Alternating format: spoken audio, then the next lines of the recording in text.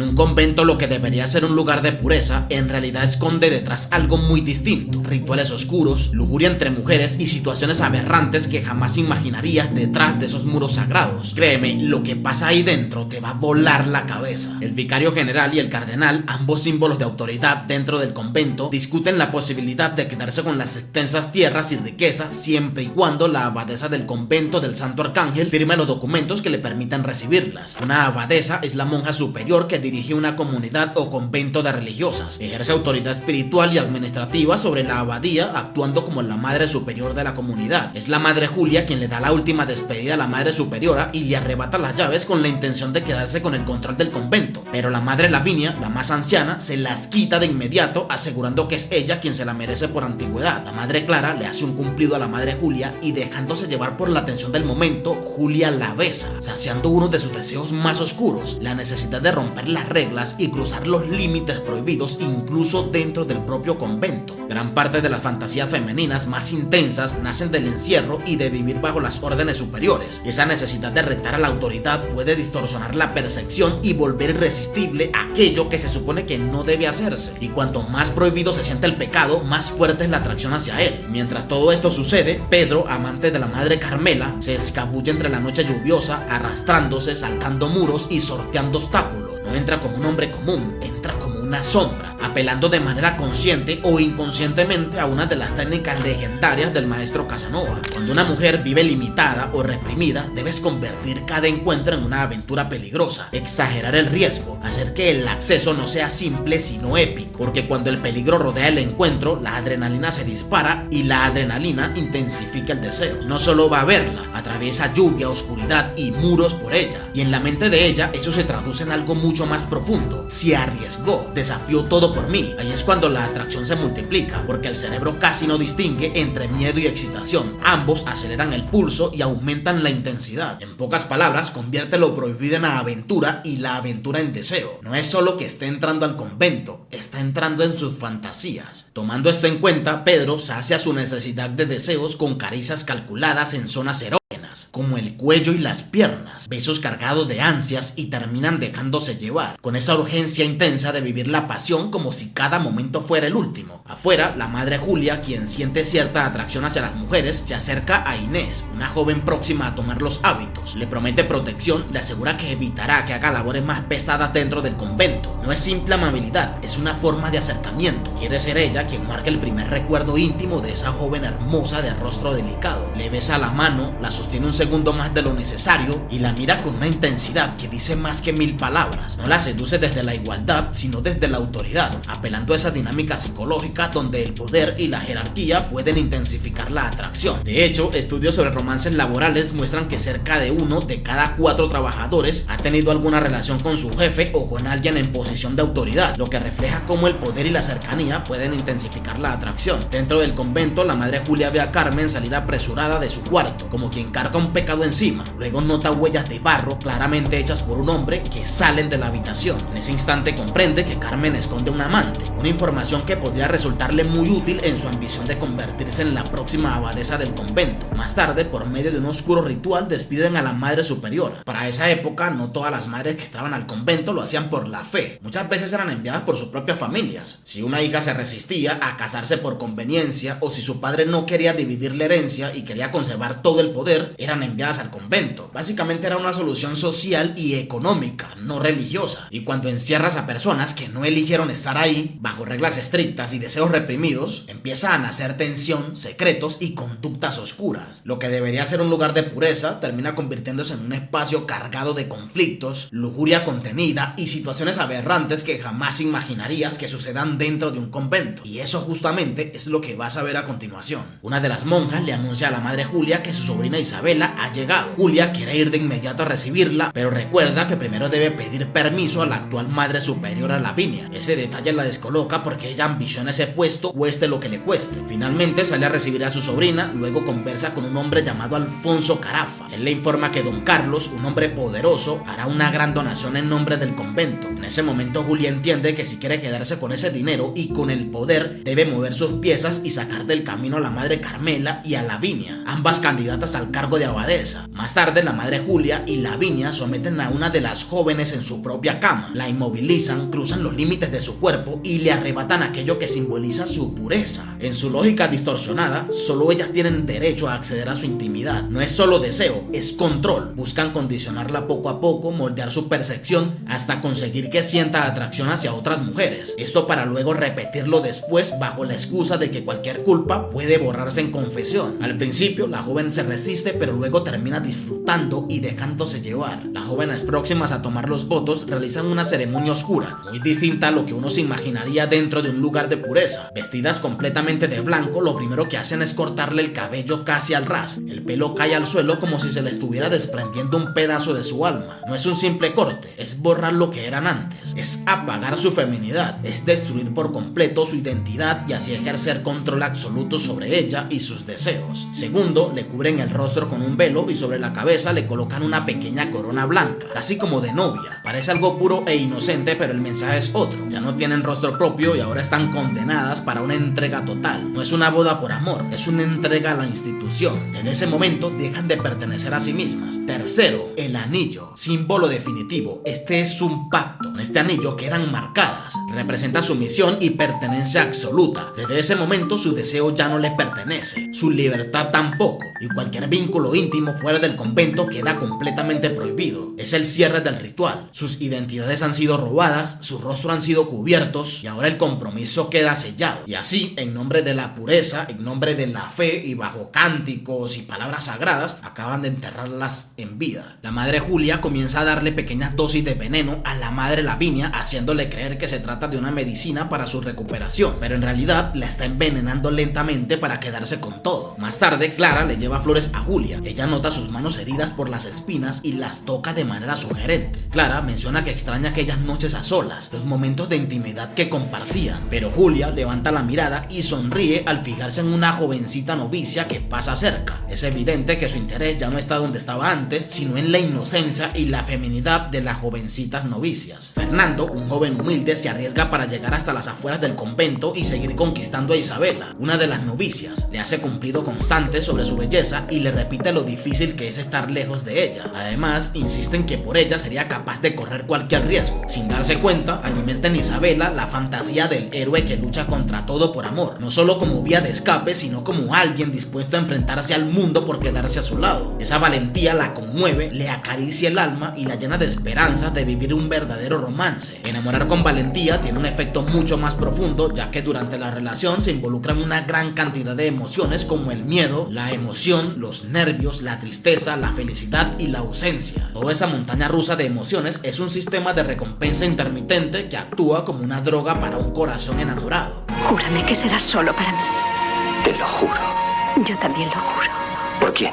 Lo juro por Dios. Al convento llega Don Carlos, un hombre poderoso que ha estado proporcionando una gran cantidad de donaciones y además el veneno a Julia para que mate a la madre superiora y así poder quedarse con ese puesto. Sin embargo, a cambio de todo esto, Julia debe entregarle a su sobrina Isabela para que él pueda tomarla y así aprovecharse de su pureza. Lo que no saben es que ya hay un jovencito que se les adelantó enamorando a Isabela con técnicas efectivas muy difícil de superar. Julia y Carlos dialogan un poco más sobre cómo sacar del camino a la madre Carmela, quien también es candidata a ser abadesa. Julia le menciona que sabe cómo deshacerse de ella y ambos se marchan. Más tarde, la madre Carmela se encuentra en su habitación con su amante, viviendo un encuentro prohibido y dando rienda suelta a sus fantasías oscuras. La madre Julia, que ya conoce ese romance secreto, se acerca a la puerta y escucha ruidos de placer que confirman sus sospechas. Sin perder el tiempo, informa a la madre superiora Lavinia y hace sonar las campanas, despertando a todas las monjas, que se dirigen de inmediato a la habitación para sorprenderlos, pero el hombre logra escapar saltando por la ventana y descolgándose con unas cortinas amarradas como cuerdas, aunque en la prisa dejó su espada atrás. Cuando finalmente entran, descubren las telas entrelazadas y Carmela, intentando encubrirlos, asegura que pensaba huir usando esas cortinas, pero que se arrepintió en último momento. Todo esto mientras afuera, don Pedro, el amante, se topa con unos bandidos que lo interceptan en la oscuridad. Al darse cuenta que no lleva su espada, intenta defenderse como puede, pero es superado y finalmente asesinado. La madre Julia es finalmente nombrada abadesa. Con el poder ya en sus manos, se dirige a ver a la agonizante Lavinia y anuncia anuncia que será trasladada a una celda de aislamiento bajo sospechas de que su enfermedad podría ser contagiosa. Luego comienza a dar órdenes a las demás monjas. Por fin, ese poder que tanto anhelaba se había materializado. Con él llegaban también las riquezas y el control absoluto dentro del convento. Pero más que el dinero, había algo que deseaba con mayor intensidad: una joven novicia cuya sola presencia la desestabilizaba. Cuando la muchacha le besa la mano en señal de respeto, Julia siente una corriente de pasión que le recorre el cuerpo. Sabe que tarde o temprano la tendrá entre sus sábanas. Para cumplir su parte del trato con Don Carlos, Julia le ordena a Isabela que al siguiente día lleve un mensaje al castillo de Vallano, donde ese hombre la espera. En el fondo sabe perfectamente lo que está haciendo. La está enviando como una pieza más dentro de su ambicioso juego de poder. El vicario general y el cardenal discuten las múltiples quejas recibidas sobre el convento del Santo Arcángel. Según los rumores, lejos de ser un lugar de mujeres consagradas a Dios, se ha convertido en un verdadero burdel. Las instituciones religiosas se han convertido en centros de poder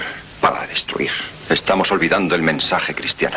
Ambos acuerdan una visita sorpresa a dicho convento para tomar cartas en el asunto sobre ese aberrante lugar. Se dice que para esas épocas, dentro de estos lugares sagrados, la lujuria, el poder y la avaricia eran un negocio oscuro, con múltiples cabezas al mando. Todo el dinero recaudado en ofrendas y donaciones eran tomado por quienes tenían más poder. Y no solo el dinero, también la pureza de las jovencitas recién llegadas, inocentes de lo que les aguardaba en ese aberrante lugar. Muchas de ellas, para sobrevivir, terminaban adaptándose. Algunas repetían las mismas costumbres prohibidas y otras desarrollaban fantasías mucho más peligrosas. Una de las madres se aprieta un lazo fuerte en el estómago. Esto se llama mortificación del cuerpo. En muchas órdenes religiosas se practicaba la mortificación, que consistía en generar dolor físico en el estómago y el vientre para estas tres cosas: reprimir deseos sexuales, purificar pensamientos impuros y castigar el cuerpo por sentir placer. También algunas se tiraban al suelo y se quedaban completamente inmóvil o se daban golpes en el pecho a modo de protesta interna para repeler pensamientos impuros. Es precisamente por eso que muchas encuestas realizadas a mujeres sugieren lo siguiente: cuanto más privada de su libertad están en contra de su voluntad, más propensas son a escapar con el primer hombre que la corteje o a involucrarse en relaciones prohibidas. La madre Julia manda a Isabela, su sobrina, a ver a Don Carlos, y esta, inconscientemente de todo, va de manera obediente. En ese momento, el vicario general llega al convento para ejecutar la visita sorpresa e investigar las irregularidades. Lo primero que hace es inspeccionar la habitación de la madre Julia. Una vez dentro, encuentran el licor y el veneno disfrazado de medicamento que ella utilizaba con la madre Lavinia. Julia alega que se trata de medicina, pero el vicario decide llevárselas para examinarlas. Luego baja a la celda de aislamiento y encuentra a Lavinia agonizando, tirada en el suelo como un animal. Al verla, declara que aquello es inhumano y completamente inaceptable. Inspeccionan la habitación de la madre Carmela, la misma que tuvo al amante, y encuentran la espada escondida, dejando en evidencia las visitas clandestinas de un hombre al convento. Además, en la habitación de la madre Clara descubren las escrituras con las recetas utilizadas para preparar el veneno que le administraron a la madre Lavinia. La madre Julia golpea a Clara por haber escrito aquellos documentos donde expone los pecados y secretos prohibidos de las madres del convento. Clara, herida, le responde que lo hizo para llamar su atención, porque después de que se convirtió en abadesa, se olvidó completamente de ella. Continúa.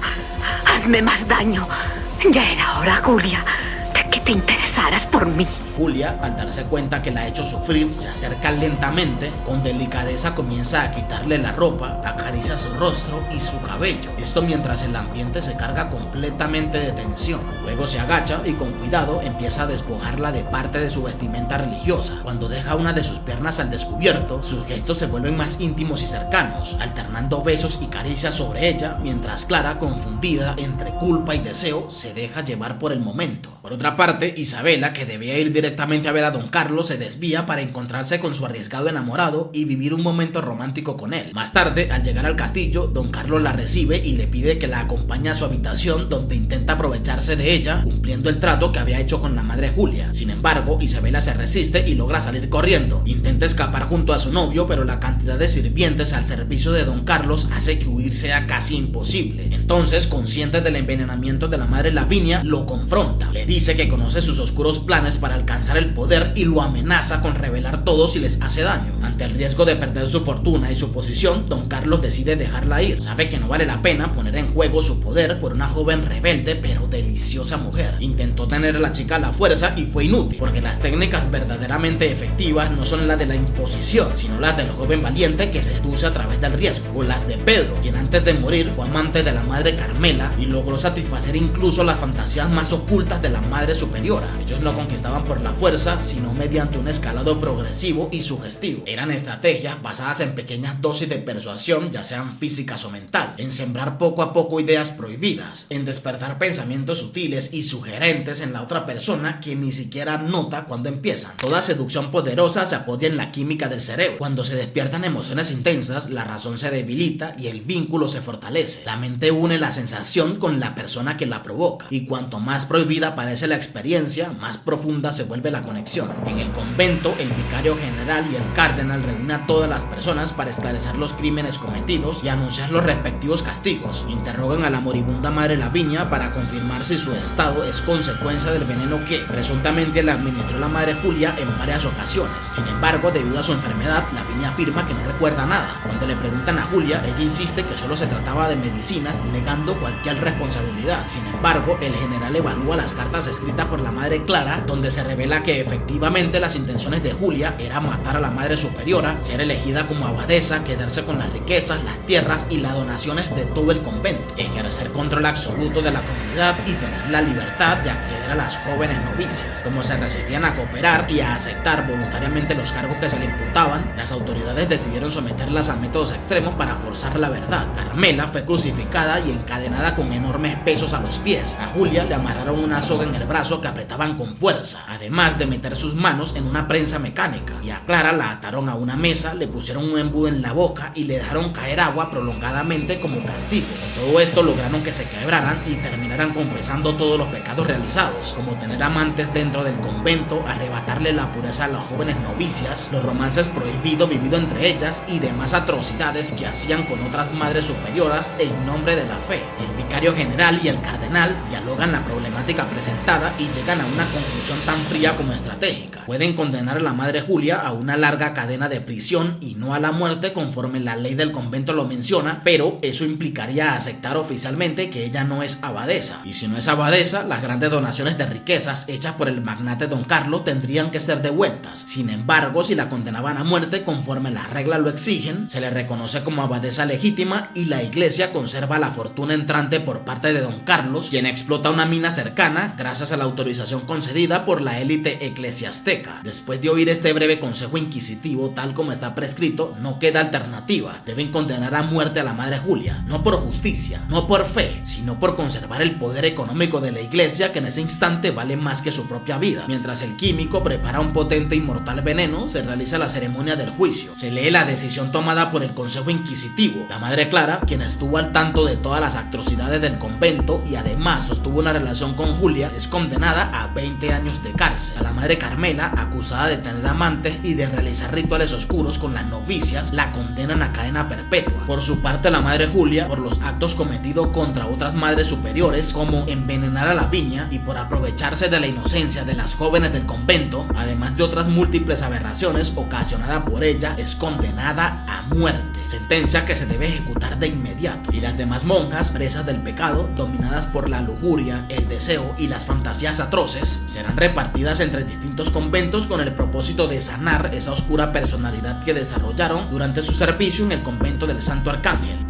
Fui obligada a entrar en este convento y os digo que la ley de la iglesia es inhumana y ha hecho que también yo me volviera inhumana. Vierten una gran cantidad de veneno en un vaso y se lo entregan a Julia. Tras beberlo, siente un dolor intenso que la quema por dentro. Su cuerpo se tensa, la respiración se vuelve espesa y agoniza hasta morir. Así la madre Julia partió, pero por suerte alcanzó a disfrutar muchas de esas cositas prohibidas que le fascinaba. Y algo que voy a disfrutar yo es ese like que tú le vas a meter. Eso va a ser legendario. Ya lo estoy empezando a disfrutar, ya lo siento. Y no olvides suscribirte.